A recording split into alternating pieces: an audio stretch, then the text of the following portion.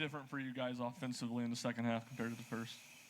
Well, obviously, with the way we made shots in the first half, you knew they were going to put more emphasis on the perimeter, Jacoby and and Nate, and we were getting what we wanted in the middle ball screen. We just didn't finish it, and at that point in time, we need more from our post guys, and but I thought both teams played really hard.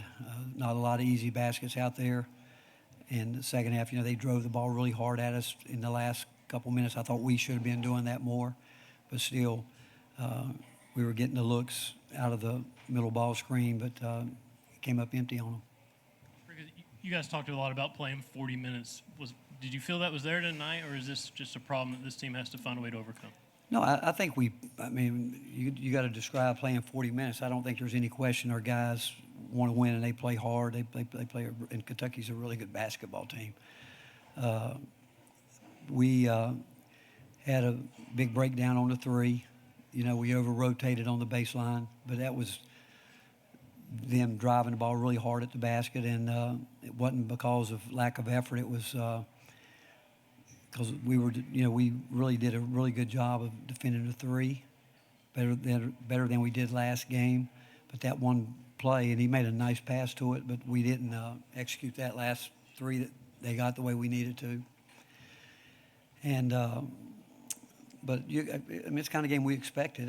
We came here and our guys are really disappointed. We think that we can are as good as anybody that we play on any given night, but you can't make the mistakes we made. And again, we need some of those baskets at the rim to take the pressure off the perimeter guys. We've got to get some of them.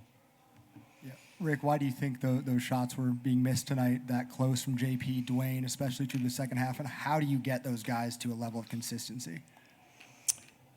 I wish I knew. I do. I don't have an answer for you right now. I wish I did. But we got to believe in them, and they got to believe in themselves, and we got to take what they give us, and that's what they were giving us, and we just didn't finish it.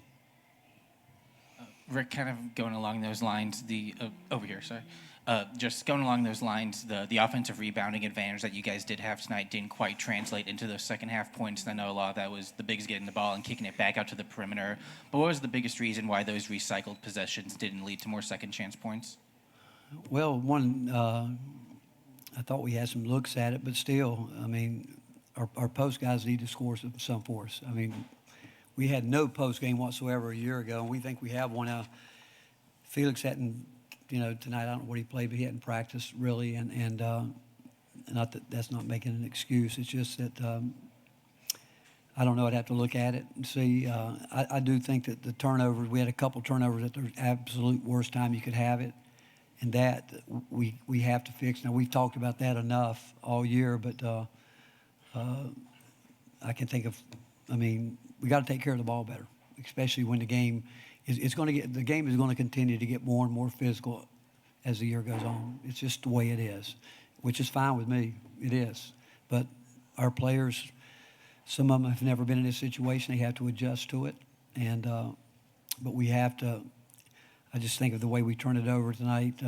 Kentucky, like any other team we play in the league, doesn't need any help, and those hurt. Those turnovers hurt. Rick, Dwayne had 12 rebounds tonight, and you give up that big offensive rebound off the missed free throw. I guess down the stretch, why did you go away from Dwayne? That was my fault. Again, that was my fault. I should have had Dwayne in there. Should have had him in there for that rebound, so I'll take that one. Coach over here, start off shooting fantastic from the three-point line in the first half, and then don't make any in the second half. When something like that happens, an anomaly like that, what are you telling your guys as far as just keep putting those threes up? Well, if we could put the first two halves of both of these games together, we'd probably win the national championship. But we haven't, and very teams in the first half that happens. If it had been the other way, I wouldn't have been real concerned about a 4-12. I wouldn't have been with that much time left. Because we would have obviously made the adjustments that Mark made and tried to close that down. But, it was a hard-played game. Both teams played really, really hard. And both teams are really good basketball teams. Jacoby had 1 point, no assists in the second half. Can y'all be a good offensive team when that's the case? You got to be better. And that's one of the things I told him at halftime. And He plays hard, and we need him to. I'll say it. I've said it all year. He's got to learn to shoot a mid-range jump shot, and he's got a good one. He's got as good as one anybody in the country, and he's got to learn to do that when he's open. And again, it'll open up so much more for so many other things. Rick, how different does this one feel compared to the one in Knoxville? And do you think your team will respond the same way? Oh, they'll respond the same way. This one's. I can take this one. The one in Knoxville, shoot, I wanted to. Took me 2 days to get over it. And I've been doing this a long time, and I can normally let them go pretty quickly, but that was the way we just gift wrapped that one. And but they did what they had to do. They did exactly what they had to do to win the game. This is exactly how we thought the game. Even when we were up, you knew it was going to settle into coming down to a last minute play, and we got to get a better shot than we did there at the end. Got to put a little more pressure on the referees there than we did, but. These guys will bounce back. They've got too much pride. They work too hard. Their work ethic's too good, and we have not reached the ceiling with this team, and that's a good thing right now that we can keep growing. Coach, back here, sort of going off of that question, the kind of the same game script as the last one, where you had the big lead at halftime, and then Kentucky came back. Is there a different lesson that you take away this time? Well, again, it was different. We didn't compete the second half in Knoxville. I mean, they out-competed us. Tonight I thought our guys competed for 40 minutes, but the last 20 minutes at Knoxville, we did not compete. So, to me, the two games are two totally different games. Rick, what was your message to the team after the game, and how would you assess their energy afterwards? Well, again, how fine a line it is between winning and losing, and how you go back to possessions, one here, one there along the way, and what we'll learn from this, again, I'm seeing it all through my mind right now, is that some of the turnovers we turned over, we can't turn that ball over like we did. We can't, especially in a close game coming down the stretch, but we still have to get more from, we can't continue to miss those shots at the rim. I mean, a couple of them, I got blocked out on a couple of them in transition, but we got to make some layups. We got to make some layups.